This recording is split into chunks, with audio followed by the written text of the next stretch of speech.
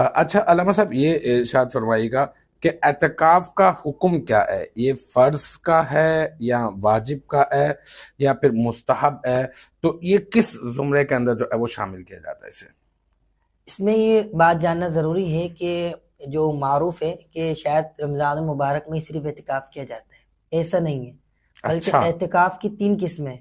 اچھا، جی، اعتکاف کی 3 قسمیں، 3 صحیح ہے، قسم ہو جاتی ہے۔ ایک ہوتا ہے اعتکاف سنت، ٹھیک ہے، اور سنت موقدہ علی الکفایہ ہے، ٹھیک ہے، یعنی کہ اگر کہ ایک محلے میں سے چند لوگ بھی اگر اعتکاف میں بیٹھ جاتے ہیں جی تو جی، سارے جو ہے بری و ذمہ ہو جاتے ہیں، لیکن وہ ٹھیک ہے، اس سے محروم رہیں گے جو ٹھیک اعتکاف ہے، کی برکتیں۔ صحیح ہے، بالکل، دوسرا ہے اعتکاف واجب۔ تو جی اعتکاف یہ کہ اگر کسی نے منت مان لی، کسی نے یہ سوچا کہ میرا یہ کام ہو گیا تو میں 1 دن کے لیے روزہ رکھوں گا، اعتکاف کروں گا، تو اب وہ اعتکاف کرنا اس کے اوپر واجب ہو جاتا ہے۔ اور صحیح اس ہے، میں یہ بھی بات یاد رکھنی ہے کہ اعتکاف جو کرے گا اعتکاف واجب، اس میں روزہ رکھنا بھی شرط ہے۔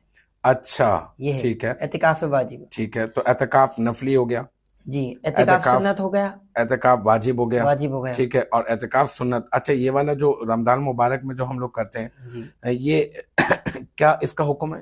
یہ اس کا اعتکاف سنت ہے، یہ اعتکاف سنت سنت ہے، ٹھیک جی، ہے، یعنی اعتکاف سنت کے لیے روزہ شرط ہے ٹھیک اور ہے، اعتکاف واجب کے لیے روزہ شرط ہے، ٹھیک ہے، جبکہ نفلی اعتکاف کے لیے بندہ 1 منٹ کے لیے بھی بیٹھ سکتا ہے۔ 1 منٹ کے لیے بھی مطلب جی، آئے، اور جیسے کہ ہم کہتے ہیں بھائی آپ مسجد میں داخل ہوں تو اعتکاف کی نیت کر نیت لیں، کر لیجئے۔ آپ مسجد میں کچھ کر رہے ہیں، بیٹھ رہے ہیں، جب تک جی، بیٹھے ہیں آپ کو اعتکاف کا ثواب حاصل ہوتا ملتا رہے رہے گا۔ گا۔ اسی طرح سے اگر آپ کچھ کھا رہے ہیں، کچھ پی رہے ہیں، تو جی، آپ جو ہے وہ اعتکاف اعتکاف کی نہیں۔ اچھا، بعض مساجد کے اندر تو یہ بھی ہے کہ مؤذن صاحب جو ہے نا وہ اقامت سے پہلے جو ہے نا وہ کہہ دیتے ہیں کہ نویت سنت الاعتکاف کی اعتکاف نیت کی جو ہے وہ، نیت کر لیجئے، ٹھیک ہے، تو وہ بھی اعتکاف جو ہے وہ نفلی ہوتا ہے۔ نفلی اعتکاف ہے۔